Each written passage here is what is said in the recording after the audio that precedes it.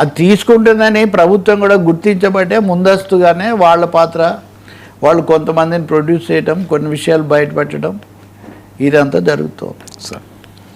Sir Chandrababu సర్కార్ బర్తరఫ్, YCP వింత డిమాండ్, అసలు వ్యూహం ఉందా? ఎవరు నిర్ణయాలు ఇవన్నీ? అంటే చంద్రబాబు ప్రభుత్వమే సిబిఐ దర్యాప్తు జరపాలి అని ఢిల్లీకి వెళ్ళి అడిగారు. వైవి సుబ్బారెడ్డి కూడా మేము సిబిఐ దర్యాప్తు కోరుతాం, అసలు ప్రభుత్వం పూర్తిగా అవినీతిమయమైపోయిందన్నారు.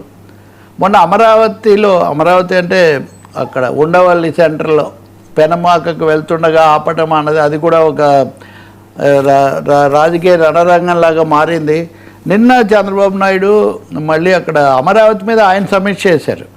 ఆయన కూడా వేగంగా పనులు చేయాలి, మనం చాలా ప్రతిష్టాత్మకంగా కడుతున్నాం, చాలా వాగ్దానాలు చేశాము, వీటన్నిటినీ మీరు జాగ్రత్తలు తీసుకోవాలి, 50,000 కోట్ల రూపాయల విలువైన పనులు అప్పగించాము, కాబట్టి ఇవి సక్రమంగా జరగడము, ప్రామాణికంగా జరగడము, ఐకానిక్ నిర్మాణాలు ఇట్లాంటివి రావాలి, ఇట్లా మామూలుగా చెప్పే ఆయన ఏమన్నా ఉద్బోధనలు, సూచనలు అవన్నీ ఆయన చేశారు.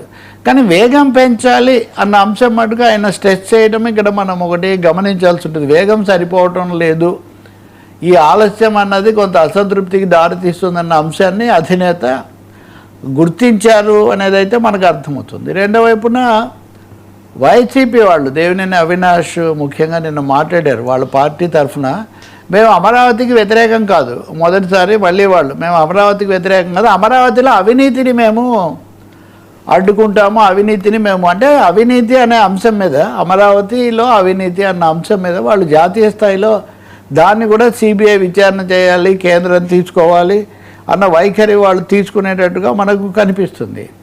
ఈ క్రమంలో అసలు అంత ఆదరాబాదరాగా కొంతమంది వైసీపీ నాయకులు ఉండవల్లి దగ్గరికి వెళ్ళడం, వాళ్ళ మీద దాడి చేయడం పొరపాటు, కానీ ఆ వెళ్ళడం అన్నది ఒక ఆలోచనతో క్రమ పద్ధతిలో జరిగిందా లేదా అన్న ప్రశ్నలు వైసీపీలోనే ఎదురవుతున్నాయి. లేకపోతే వాళ్ళ అనుయాయుల్లో కూడా మనం దీన్ని విధంగా ఒక రాజకీయ వివాదంగా మారిస్తే మళ్ళీ ఏం జరుగుతుంది, గతంలో అమరావతి మనకు దాని మీద తీసుకున్న వైఖరి నష్టం చేసినప్పుడు మళ్ళీ ఒకసారి దాన్నే వివాదాస్పదంగా మారిస్తే ఎట్లా ఉంటుంది, అవినీతి మీద ఏదైనా ఉంటే దాని మీద మనం ఫిర్యాదులు చేయొచ్చు, కానీ రాజధానిలో ఉద్రిక్తత పెరగడానికి కారకులయ్యారు. అంతకుముందు ఆపాము అని ఒక ముద్ర వేసుకున్నాము, ఆపాము, ఇప్పుడు మళ్ళీ దీన్ని అక్కడ ఒక రణరంగం సృష్టించడానికి కారకులయ్యారు అనేది వైసీపీకి మేలు చేయదు. అసలు ఎవరు ఈ వ్యూహం నిర్ణయించారు? అమరావతిలోకి వెళ్ళమని జగన్మోహన్ రెడ్డి ఆదేశించారా? ఏం జరుగుతుంది?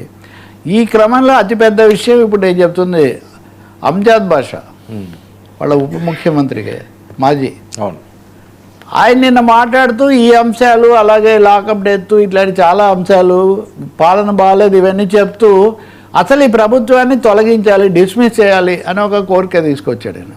అంటే సిబిఐ విచారణ జరపాలి, లేకపోతే పాలించే అర్హత లేదు, ఇట్లాంటి రాజకీయంగా మాట్లాడడం, అవినీతి గురించి మాట్లాడడం వేరు. ఒక ఎన్నికైనా 94% ఓట్లతో, సీట్లతో, ఓట్లు 94% కాదు, సీట్లు 94%, ఓట్లు కూడా చాలా ఎక్కువగా వచ్చాయి, వాళ్ళకు సగానికి పైగా.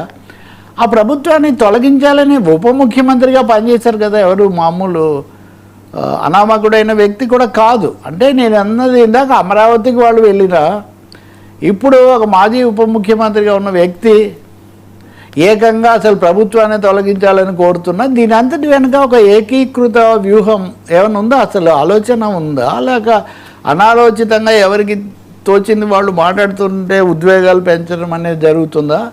ఈ సందేహం వైసీపీ ఓటర్లు, వైసీపీ అభిమానులు అనుకునే వాళ్ళలో కూడా కలుగుతోంది. ఖచ్చితంగా అంతకుముందేమో చాలా హోంవర్క్ జరుగుతుంది అని ఆలోచించి అడుగులు వేస్తామంటున్నారు, కానీ అప్పటికప్పుడు ఏదో తాత్కాలికంగా కొంత ఉద్రేకం పెరగడమో, లేకపోతే పెంచడమో, లేకపోతే ఉద్వేగాలు అట్లాంటి వాటి మీద కొట్టుకు ఎవరు ఏది చెప్తే అది తీసుకొని పోతున్న పరిస్థితి ఉందా? ఒక విధాన ఏమనాలి, దిశానిర్దేశం కొరవడుతూ ఉందా ఈ విషయంలో అనే ప్రశ్న వస్తుంది. వైసీపీకి దిశానిర్దేశం ఉందో లేదా అనేది వాళ్ళు చూసుకోవాలి. అయితే రాష్ట్రానికి సంబంధించి, ప్రజాస్వామ్యానికి సంబంధించి ఒక ఎన్నికైన ప్రభుత్వాన్ని అంత తేలిగ్గా తొలగించాలి అని కోరడం ఇప్పుడు మనం చూడాలి. ఇప్పుడు సిబిఐ విచారణ జరపాలి, ప్రభుత్వాన్ని తొలగించాలి, ఇంకా దేంట్లోనూ కేంద్రమే రావాలి, ఇలా ప్రతి దాంట్లోకి కేంద్రం రావాలి, ప్రభుత్వాన్ని తొలగించాలి అంటే అప్పుడు ప్రజాస్వామిక పద్ధతి ఇప్పటికే సమాఖ్య విధానం మీద చాలా దాడి జరుగుతోంది కదా. ఉన్నది డబుల్ ఇంజన్ సర్కార్ అన్న విషయం కూడా మర్చిపోతున్నారు వాళ్ళు. డబుల్ ఇంజన్ సర్కార్ కదా, కేంద్రమే వాస్తవానికి కేంద్రంలో ఎవరున్నారో ఆ కేంద్రంలో ఉన్న కూటమే రాష్ట్రంలో కూడా పాలిస్తుంది. మరి అటువంటిప్పుడు వైసీపీ అడిగిందని వాళ్ళు చేస్తారా? చెయ్యరని తెలిసి ఎందుకు అడుగుతున్నారు? అంటే ఒక విధంగా రాజకీయం బాగా వివాదాలు పరాకాష్ఠకు తీసుకుపోవటం అనే ఆలోచన ఉందా? ఆలోచన ఉండి చేస్తున్నారా, ఆలోచన లేక చేస్తున్నారా? ఎందుకు చేసినా కానీ ఇది అప్రజాస్వామికమైన అనుచితమైన ఆలోచన, కోరిక. విధానాల మీద సమస్యల మీద ఎంతైనా ఫైట్ చేయొచ్చు, విమర్శలు చేయొచ్చు, కానీ ప్రభుత్వాన్ని తీసేయాలి, కేంద్రం దిగిపోవాలి. అసలు ఆ కేంద్ర దర్యాప్తు సంస్థల మీద నమ్మకమే లేదని అందరూ ఘోషిస్తుంటే పులి చేతికి పులి నోటికి తలకాయ ఇచ్చినట్టుగా వాళ్ళు వచ్చి ఇక్కడ దిగబడాలి అంటే వాళ్ళు అందరినీ ఇరికిస్తారు.